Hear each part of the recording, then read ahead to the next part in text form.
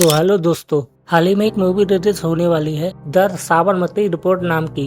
ये मूवी एक असली घटना पर आधारित है जो गुजरात में स्थित गोधरा स्टेशन पर फरवरी 2002 में हुई थी। तो आइए हम इस पूरे मामले को डिटेल में समझते हैं। मेरे 6 करोड़ गुजराती भाइयों बहनों, उसके लिए मैं आप सबकी क्षमा मांगता हूं। Is this it?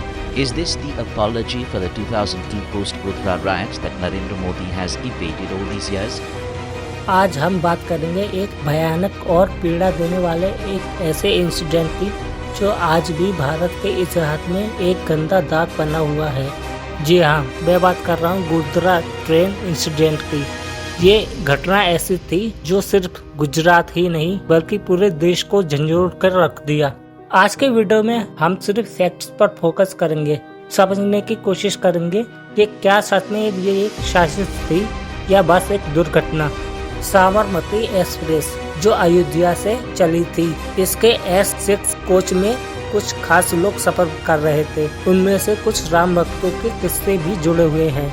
आइए समझते हैं ये पूरा सफर एक भयानक मोड़ पर कैसे पहुंचा और क्या क्या डेवलपमेंट हुए इसके तुरंत बाद। जब साबरमती एक्सप्रेस 27 फरवरी 2002 की सुबह गोधरा स्टेशन पर रुकी थी तो कुछ लोकल वेंडर्स और ट्रेन के कुछ पैसेंजर के बीच कुछ छोटी मोटी नोकझोंक शुरू हो गई थी। अलग अलग रिपोर्ट्स के मुताबिक कुछ लोग कहते हैं कि ये कहासुनी रिलीजन स्लोगन्स के चलते हुई थी और कुछ लोगों का मानना है कि पैसेंजर्स ने वेंडर्स से बिना पैसा दिए सामान लेने की कोशिश की थी। इस छोटी सी टेंशन के बीच धीरे धीरे स्टेशन पर भीड़ इकट्ठा हो गई और S6 कोच में सफर कर रहे पैसेंजर्स में भी एक टेंशन का माहौल बन गया। देखते ही देखते कुछ लोकल लोगों ने ट्रेन के S6 कोच पर पत्थर बरसाना शुरू कर दिया। ये पत्थरबाजी कैसे कम्युनल वायलेंस में बदल गई और क्या ये बस एक अफरा तफरी थी या किसी बड़े प्लान का हिस्सा? ये सवाल आज भी हमेशा लोगों के जहन में है। जैसे ही पत्थरबाजी बढ़ने लगी, कुछ लोग ट्रेन के S6 कोच की तरफ बढ़ने लगे और फिर लगभग सुबह 7:43 पर ट्रेन के S6 कोच में आग लग गई। कहा जाता है कि ये आग कुछ लोगों के द्वारा जानबूझकर लगाई गई थी जो कि पहले से ही ट्रेन के अंदर प्रशासन के खिलाफ जोश में थे। इस आग में 59 लोगों की जान चली गई, जिसमें बहुत सी महिलाएं और बच्चे भी शामिल थे। इस इंसिडेंट का असर सिर्फ गोधरा तक सीमित नहीं था बल्कि पूरे देश में कम्युनल टेंशन्स को भड़का गया। आग लगने के तुरंत बाद ट्रेन पैसेंजर्स ने चिल्लाना शुरू किया और उनका गुस्सा भड़क गया, जिसने इस घटना को और भारी बना दिया। जब पुलिस और इमरजेंसी सर्विस वहां पहुंची तब तक काफी देर हो चुकी थी। लोगों ने ये घटना एक भयानक कम्युनल वायलेंस का हिस्सा समझा, जिससे आगे चलकर गुजरात में मैसिव राइट्स का सिलसिला शुरू हो गया। आग के परिणाम इतने भयानक थे कि इसने न सिर्फ एक पैसिफिक कम्युनिटी को निशाना बनाया बल्कि पूरे देश को एक नए तरीके से सोचने पर मजबूर कर दिया।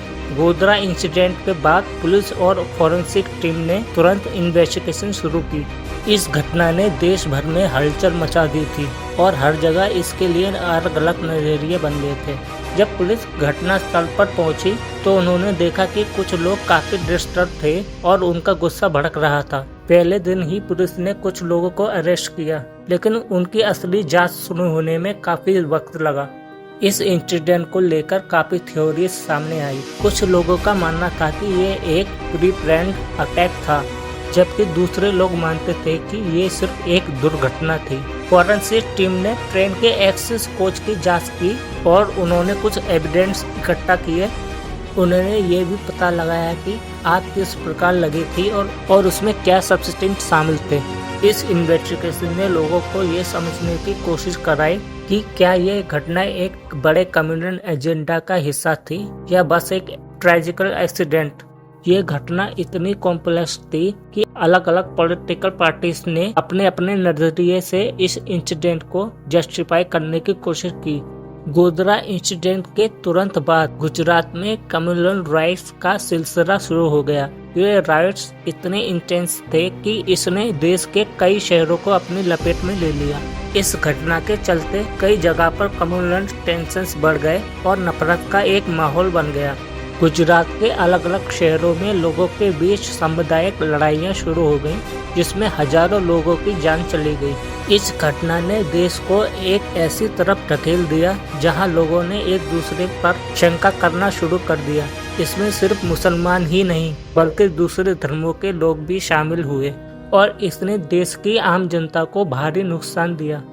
कई बार ये देखा गया कि कुछ लीडर्स ने इस घटना का फायदा उठाते हुए अपने पॉलिटिकल एजेंडा को आगे बढ़ाने की कोशिश की।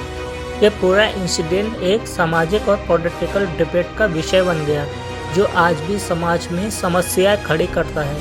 इसने न सिर्फ गुजरात बल्कि पूरे देश को सोचने पर मजबूर कर दिया कि क्या हम ऐसे समाज में रह सकते हैं जहां कम्युनल टेंशन हमेशा से मौजूद रहे। पहले ही ये इंसिडेंट काफी कंट्रोवर्शियल रहा था और इसके चलते कई थ्योरीज और डिबेट सामने आए थे, लेकिन 2011 में गुजरात हाई कोर्ट और सुप्रीम कोर्ट के ऑर्डर्स पर कुछ लोगों को गोधरा कांड में दोषी पाया गया और सजा सुनाई गई। 2011 में गोधरा कांड के केस को गुजरात के स्पेशल SIT कोर्ट ने हैंडल किया। कई साल तक इन्वेस्टिगेशन और एविडेंस के एनालिसिस के बाद फरवरी 2011 में कोर्ट ने 31 लोगों को दोषी ठहराया और उन्हें अलग अलग सजाओं का हुक्म दिया। इस फैसले के मुताबिक 11 लोगों को फांसी की सजा और बाकी 20 लोगों को उम्र कैद की सजा सुनाई गई। इस केस में सजा सुनाते वक्त कोर्ट ने ये भी कहा कि ये एक प्लान अटैक था। ये वर्डिक्ट कई लोगों के लिए इंसाफ की उम्मीद लेकर आया, लेकिन इस फैसले पर भी कई तरह के सवाल उठाए गए और लोगों ने इसके अगेंस्ट अपील भी की। कोर्ट के इस डिसीजन ने ये क्लियर कर दिया कि देश में किसी भी इंसानियत विरोधी एक्ट पर कानूनी कार्रवाई जरूर की जाएगी। ये फैसला सिर्फ सजा तक सीमित नहीं था, ये एक संदेश था कि देश का कानून और न्याय प्रशासन कितना स्ट्रॉन्ग है, चाहे केस कितना भी सेंसिटिव या कंट्रोवर्शियल क्यों न हो। ये फैसले ने कई परिवारों के लिए एक क्लोजर प्रोवाइड किया और उन्हें उम्मीद दी, पर इसके कुछ पॉलिटिकल और रिलीजन इम्प्लीकेशन भी रहे, जिसे अब तक डिबेट का मुद्दा बना रखा है। इस लड़ाई में पता नहीं कितने मासूम लोग मारे गए। तुम जापान को ही देख लो, क्या कोई कह सकता है ये वही जापान है जहां 2 न्यूक्लियर बम गिराए गए थे? इसलिए हमें ये हिंदू मुस्लिम छोड़ के देश की तरक्की पर ध्यान देना चाहिए। अगर आपको ये वीडियो पसंद आई हो तो प्लीज़ सब्सक्राइब कीजिए, क्योंकि मैं बहुत मेहनत करता हूँ ये वीडियो बनाने में। प्लीज़ यार सब्सक्राइब कीजिए। बाय।